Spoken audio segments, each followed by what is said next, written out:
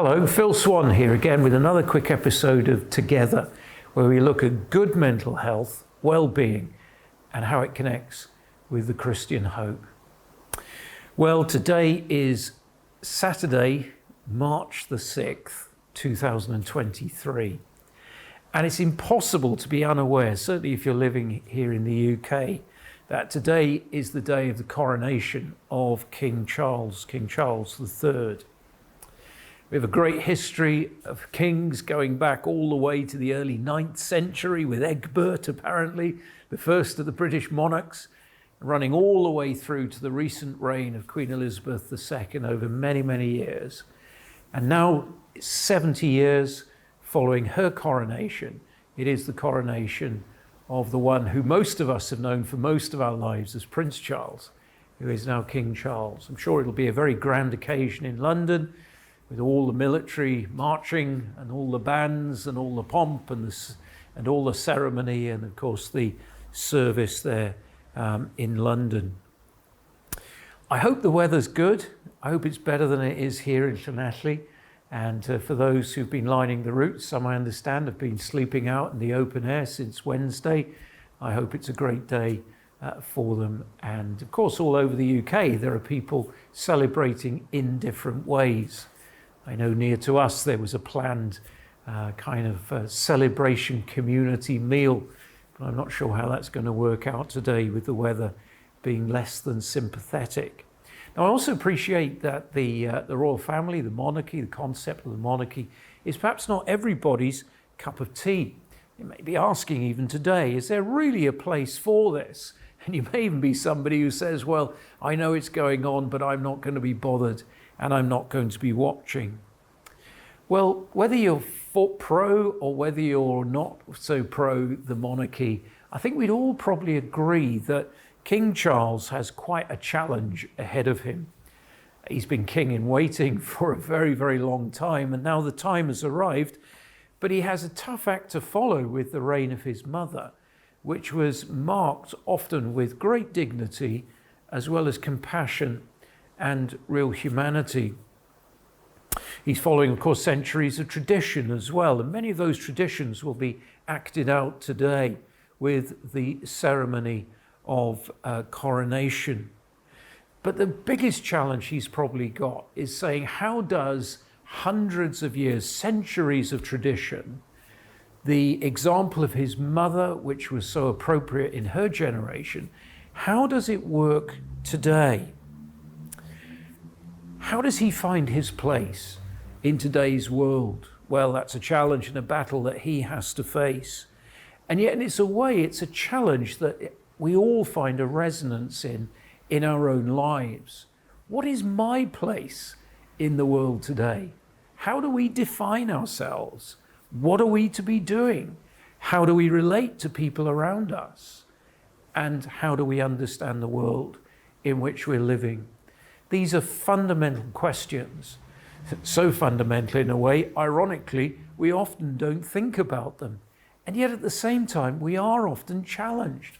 Often we feel we don't fit in, that everybody else is different, or that somehow my life is going in a sort of meaningless direction, and it's never going to amount to anything. Well, how different the Christian view is of us as human beings.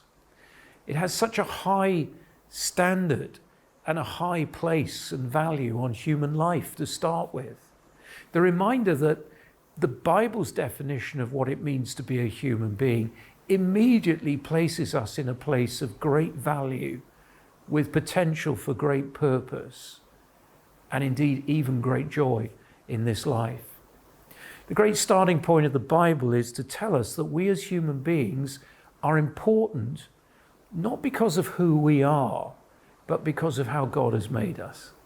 He has made us in his image and his likeness. And this is true irrespective of who we are, whether we're a king or whether we're somebody who would appear to be right at the other end of the social scale.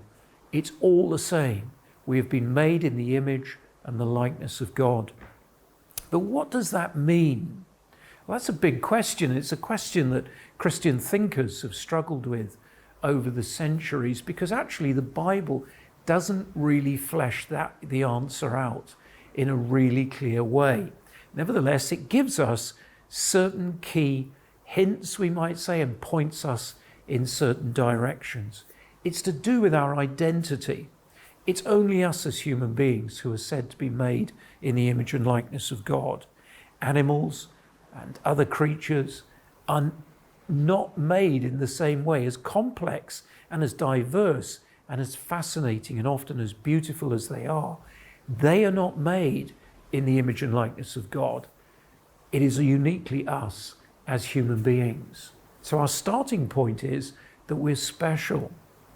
But the Bible goes on to tell us that, or at least to indicate to us that because we're special, we have an inherent dignity, an inherent worth. This is why when it speaks about the death of a human being or murder or something like that as being so terrible, because it is a sin against one who has been made in the image and likeness of God. We as human beings are not just other creatures. But central to the great thing that it means is that God has made us with a longing and a desire within us for ultimately himself.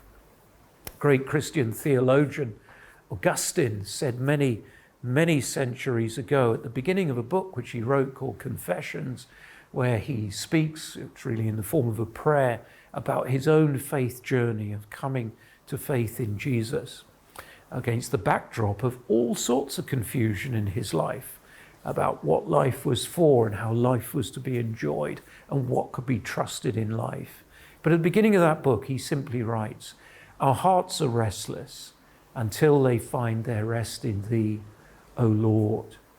That is a unique reality to us as human beings. Our place in the world, our place in the universe, ultimately is to find rest through relationship with God. Now, I can't talk for our new king. I know he knows the Christian message. I know some who've shared that with him. I had a great privilege to do that, and of some who have done that. Whether he is a Christian believer in the sense that he has put his faith and trust in Christ for the forgiveness of his sins, well, that is something I would think we'd have to say is between him and God, as ultimately it is for all of us. But being made in the image and likeness of God is the reminder that this is what we've been designed for.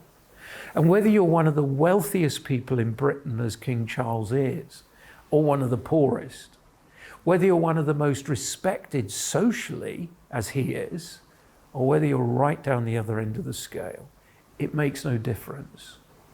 Ultimately, we all need to come to this place of discovering that our ultimate place in life, the ultimate place in which we fit in, is when we come to God in faith.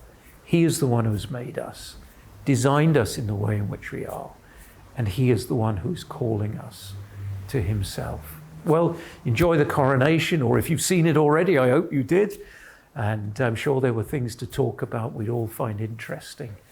The most important thing is knowing our place in life, and ultimately our place is found in relationship with God, who's more willing to meet with us than we can begin to imagine. Well, may God bless you and keep you. And if you found this helpful, don't forget to like and share it on social media. And if you want to subscribe to our YouTube channel, that's a really good thing to do, as you'll always be kept up to date when we're releasing together videos. See you soon.